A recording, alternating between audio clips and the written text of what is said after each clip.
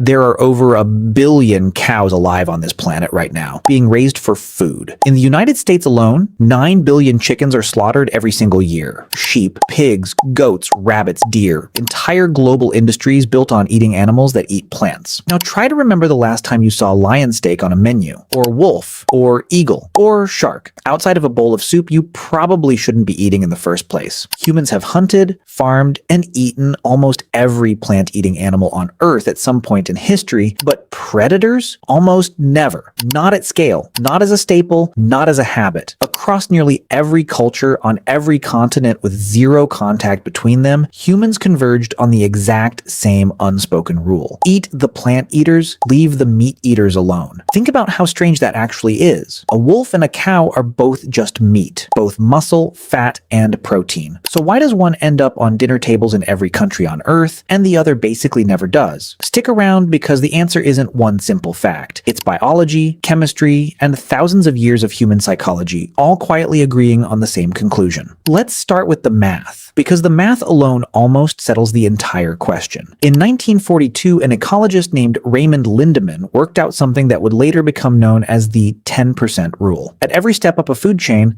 roughly 90% of the available energy gets lost, burned off as heat, spent on movement, wasted on digestion. Only about 10% actually survives the jump to the next level. Picture it like this. A field producing 1,000 pounds of grass might support around 100 pounds of deer, which supports only about 10 pounds of wolf. So to raise a single pound of predator meat, you need roughly 10 pounds of prey underneath it. And that 10 pounds of prey needed 100 pounds of plant matter just to exist. Predators are, by design, the most expensive meat on the planet to produce. Farming a lion for food would essentially mean farming an animal that eats other farmed animals, layering inefficiency on top of inefficiency. To put this in perspective, raising a single cow to slaughter weight already takes years of grazing, grain, water, and land most people never even think about. Now imagine raising a predator large enough to actually eat.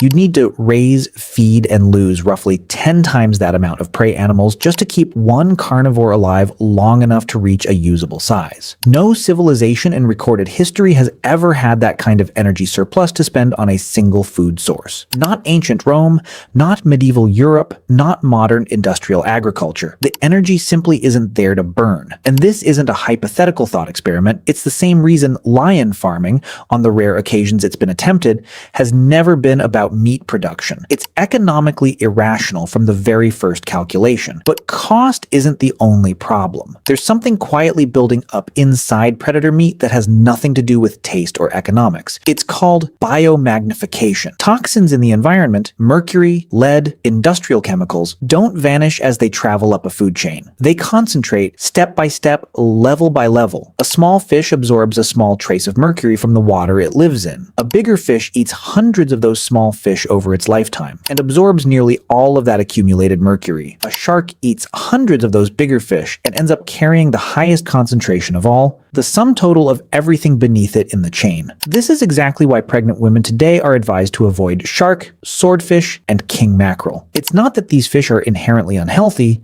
it's that they sit at the very top of a chain that has spent years quietly collecting everyone else's toxic waste. The same pattern very nearly wiped out the bald eagle in the 20th century. The pesticide DDT washed into rivers and lakes, was absorbed by algae, concentrated further in the small fish that ate the algae, concentrated again in the larger fish that ate those small fish, and concentrated one final time in the eagles that ate the larger fish. By the 1960s, DDT levels inside these apex predators were high enough to thin their eggshells so severely that the eggs would collapse under the simple weight of the mother sitting on them. Nesting pairs of bald eagles in the continental United States dropped to under 1,000 before DDT was finally banned in 1972. That's what a lifetime spent at the top of a food chain does to an animal's tissue.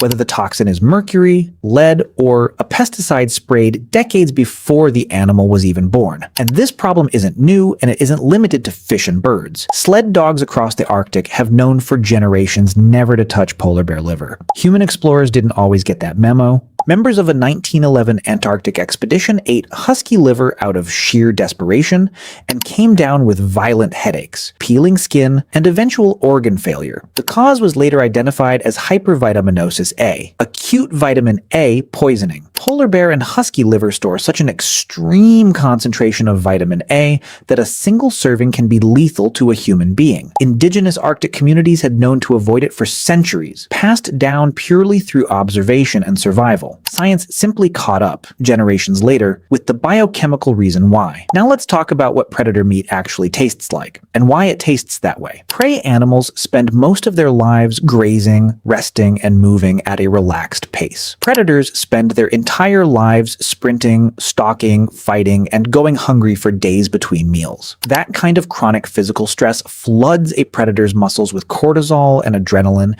and steadily drains the glycogen reserves that normally make meat tender when an animal is calm at the time of slaughter. The result is meat that's noticeably tougher, gamier, and often carries a strong, musky flavor, largely from testosterone-related compounds that build up in the muscle tissue of an animal that spends its life competing, fighting, and marking territory. Hunters who've actually tried mountain lion or wolf meat tend to describe the experience in almost identical terms. Edible if you're desperate enough, but never something you'd choose over an easier alternative. Then there's the disease risk, which might be the most overlooked factor of all. Predators typically hunt the sick, the old, and the weakest members of a prey population, the easiest targets. That means predators are also consuming whatever parasites and pathogens those weakened prey animals happen to be carrying. Trichinosis, a parasitic infection once common in undercooked bear and wild boar meat, spreads specifically through predator and scavenger tissue. Wildlife biologists have long flagged carnivore meat as carrying a dramatically higher parasite load than herbivore meat for exactly this reason. A predator isn't just eating flesh when it hunts, it's inheriting everything that was already wrong with its prey, and passing that inheritance directly into its own muscle tissue. So the rule isn't absolute. History has exceptions, and as it turns out, they prove the point rather than break it. Bear meat has been eaten across parts of Scandinavia,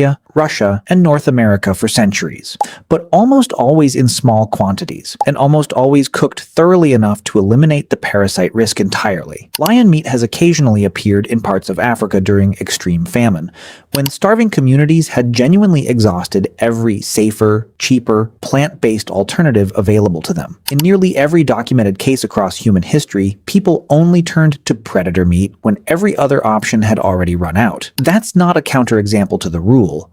That's the rule confirming itself in real time. Predator meat has always been the last resort. It has never been the first choice. Even today, the exceptions remain rare and controversial. South Africa maintains a legal lion farming industry, but it exists almost entirely to supply lion bones to traditional medicine markets in parts of Asia, not to put lion meat on dinner tables. Conservation groups have condemned the practice for years, and it remains one of the only serious attempts anywhere in the modern world to farm a predator at meaningful scale. The fact that it's small, controversial, and centered on bones rather than meat only reinforces just how firmly the rest of the world has avoided this path entirely. And then, eventually, culture caught up with biology and made the rule official, written into law. The dietary laws in Leviticus explicitly forbid the eating of birds of prey and clawed carnivores, naming eagles, vultures, and hawks directly by name. Islamic dietary law draws an almost identical boundary, prohibiting the consumption of animals that hunt using fangs or talons. Across cultures with no historical contact whatsoever, from ancient Israel to the Arabian Peninsula to indigenous hunting traditions across North America, the exact same boundary kept appearing independently, again and again. Eat the grazer, spare the hunter. Some anthropologists believe this pattern wasn't purely about food safety. Predators were also feared, respected, and in many cultures, openly worshipped.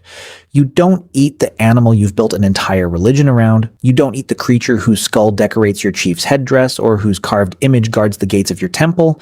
Across dozens of unrelated civilizations, spanning continents and thousands of years, the lion, the eagle, the wolf, and the bear kept reappearing as symbols of power, kingship, and divinity. It's genuinely difficult to serve dinner out of an animal you also consider a god, so the real answer was never just one single thing. It's biology, stacking directly on top of chemistry, stacking directly on top of culture. Three completely different forces, all quietly pointing in the exact same direction. Predator meat costs too much energy to produce at any meaningful scale. It carries too much accumulated toxin from a lifetime spent at the top of the food chain. It tastes tougher, breaks down worse under stress, and carries a significantly higher disease and parasite risk. And on top of every one of those practical reasons, humans spent thousands of years turning the animals at the very top of the food chain into symbols of power and divinity, not into meals. Every single ecosystem on Earth runs on the exact same quiet arithmetic. Energy flows upward, and less of it survives the climate every step along the way. Humans didn't invent the rule that predators don't get eaten. We simply noticed it independently over and over again in every corner of the world. And we built our plates, our menus, and even our religions around it. The wolf was never going to end up on the menu. The math decided that a very long time ago. If this video made you look at your dinner plate a little differently, hit like, subscribe for more videos like this one, and let me know in the comments. Would you ever actually try predator meat, or is this one line you'd never cross?